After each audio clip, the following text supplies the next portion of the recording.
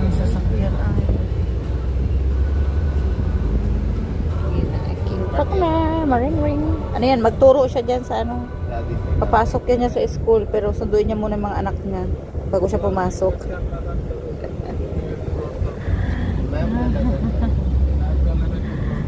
Oh, sino may gusto ng bus dyan, ibigay ko lang yan. Mayaman ako. Ayun yung mga sasakyan ko, naka-ano doon, naka-park doon. Ito nga pala yung pinapagawa kong ano, bagong ospital. Sa akin yan, napakayari niyan. Pag nanganak si Maring dyan, ko yan dalhin. Bago lang yan. Bagong ospital yan, bagong tayong ospital. Ayun yung ano, yun yung main. Tapos ito yung karugtong niya. Diba? Sobrang traffic on. Traffic ngayon ba? Pupunta kami ng school. Doon namin ang aming mga bebe. Ayan yung ospital na sinasabi ko. Diba? Taas ng building ko.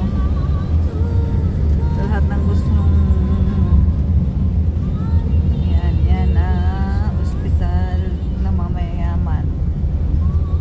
Pag nanganak daw si Maring, diyan ko daw siya dalhin.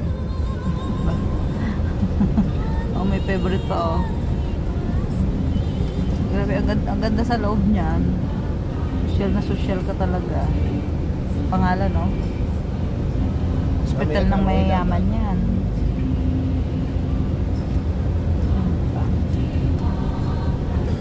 Ito naman sa kabila ay mga tindahan ng pagkain.